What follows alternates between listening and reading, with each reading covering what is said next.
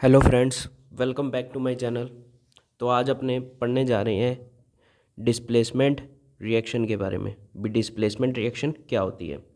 तो जिसने मेरी पहली वाली वीडियोस नहीं देखी, भी टाइप्स ऑफ रिएक्शन मैं करवा रहा था, कॉम्बिनेशन करवा दी थी, डीकम्पोजिशन करवा दी थी। जिसने वो नहीं देखी पहले जाके वो देख ले, ताकि तुम्हें ये रिएक्शन समझ में आ जाए।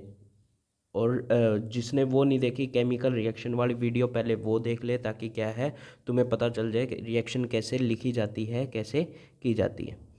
तो अपने डिस्प्लेसमेंट रिएक्शन की बात करनी है। इसमें डिस्प्लेसमेंट नाम से ही समझ में आ रहा है। भी डिस्प्लेसमेंट क्या होगा, एक एलिमेंट, वन एलिमेंट दूसरे एलिमेंट को क्या करेगा, डिस्प्लेस करेगा।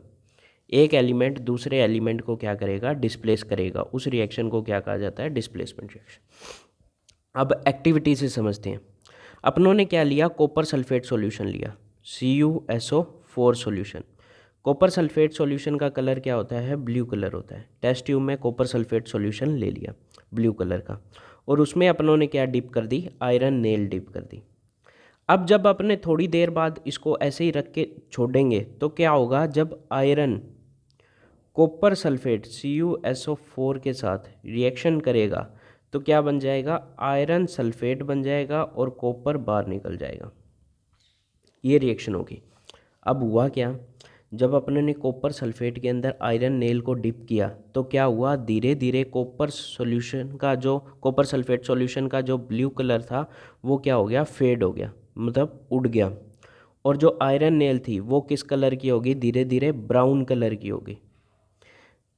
क्या हुआ, जब अपनों ने कॉपर सल्फेट सॉल्यूशन के अंदर आयरन नेल को डिप किया तो क्या हुआ, धीरे धीरे कॉपर सल्फेट सॉल्यूशन का क्या हुआ, कलर फेड अवे हो गया। और जो आयरन नेल थी उसका कलर क्या हो गया, ब्राउन कलर हो गया। क्यों हो गया, क्योंकि जो आयरन था उसने कॉपर को डिस्प्लेस कर दिया उसके सॉल्यूशन से।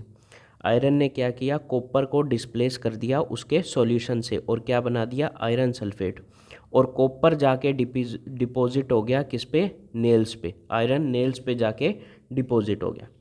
आयरन ने क्या किया, कॉपर को उसके सल्फेट के सॉल्यूशन से रिमूव कर दिया और आयरन सल्फेट सॉल्यूशन बना दिया, और कॉपर जाके डिपॉजिट हो गया आयरन नेल पे। इस वजह से उसका आयरन नेल का कलर थोड़ी देर बाद क्या हो जाता है, ब्राउन हो जाता है। जैसे अपने ये देखते हैं, पहले तो आयरन नेल इस कलर की थी, और जब अपने थोड़ी देर बाद उसको सॉल्यूशन से निकाला तो वो किस कलर की होगी, ब्राउन। पहले सॉल्यूशन इस कलर का था, थोड़ी देर बाद सॉल्यूशन का कलर क्या हो जाता है, ये हो जाता है, फेड अवे हो जाता है। तो अपनों ने अभी रिएक्शन लिखी थी, आयरन जब कॉपर सल्फेट सॉल्यूशन के साथ रिएक्ट करेगा तो आयरन सल्फेट बना देगा और कॉपर बाहर निकल जाएगा। तो ये कॉपर सल्फेट हो गया और ये आयरन सल्फेट हो गया। तो जब क्या होता है, आयरन डिस्प्लेसेस और removes other element copper from copper sulphate solution, तो this reaction is known as displacement reaction. अब इसके एक और एग्जांपल है, जैसे जिंक को कॉपर सल्फेट सॉल्यूशन में डालेंगे तो जिंक सल्फेट बन जाएगा और कॉपर बाहर।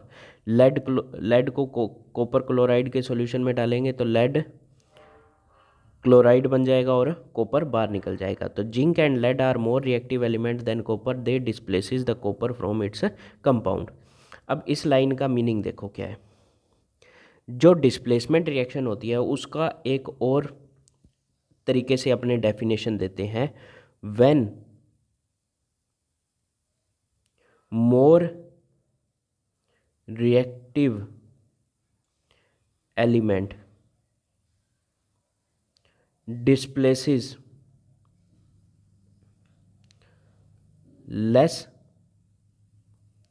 reactive element, this reaction is known as displacement reaction। ये एक जो डेफिनेशन होती है डिस्प्लेसमेंट रिएक्शन की वो है, when more reactive element displaces less reactive element, this reaction is known as displacement reaction। अब पता कौन सा चलेगा, कैसे चलेगा भी, मोर रिएक्टिव कौन सा है और लेस रिएक्टिव। देखो भी, रिएक्टिविटी सीरीज होती है एक, जिसमें सबसे पहले आ जाता है पोटेशियम, फिर आ जाता है सोडियम, फिर आ जाता है कैल्शियम, फिर आ जाता है मैग्नीशियम, फिर आ जाता है एल्यूमिनियम, फिर आ जाता है जिंक, फिर आ जाता है आयरन, फिर आ जाता है लेड, और फिर आ जाता है कॉपर। तो ये क्या है, एक रिएक्टिविटी सीरीज है।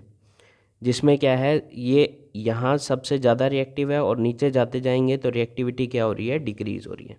तो सबसे कॉपर जो है वो सबसे कम रिएक्टिव है और पोटेशियम जो है वो सबसे ज़्यादा रिएक्टिव है।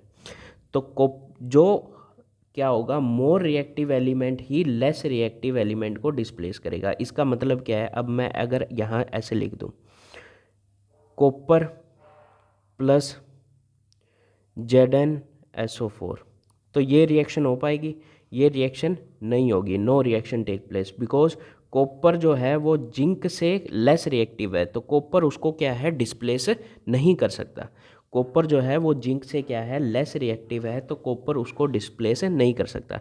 लेकिन अगर मैं यहाँ लिख दूँ Zn प्लस CuSO4, तो ये रिएक्शन हो जाएगी, यहाँ बन जाएगा ZnSO4 प्लस Cu, क्योंकि जिंक जो है वो क्या है, हाई रिएक्टिव है। हाई रिएक्टिव है किससे, कॉपर से, तो जिंक कॉपर को उसके सॉल्यूशन से इजीली डिस्प्लेस कर पाएगा। लेकिन जो लेस रिएक्टिव वाला है वो हाई रिएक्टिव वाले को डिस्प्लेस नहीं कर सकता। तो डिस्प्लेसमेंट रिएक्शन का मेन जो इम्पोर्टेंट पॉइंट ये भी है, भी जो मोर रिएक्टिव एलिमेंट है या हाई रिएक्टिव एलिमेंट है वो ही लेस रिएक्टिव एलिमेंट को डिस्प्लेस करेगा। Less reactive element high reactive element को डिस्प्लेस नहीं कर सकता। तो ये अपनी डिस्प्लेसमेंट रिएक्शन यहाँ कंप्लीट हो जाती है। तो अगर मेरी वीडियो आपको पसंद आई हो तो लाइक सब्सक्राइब ज़रूर कर देना, ताकि क्या है, ऐसी अच्छी अच्छी वीडियो तुम्हारे लिए मैं जल्द ही बना सकूं। Thank you.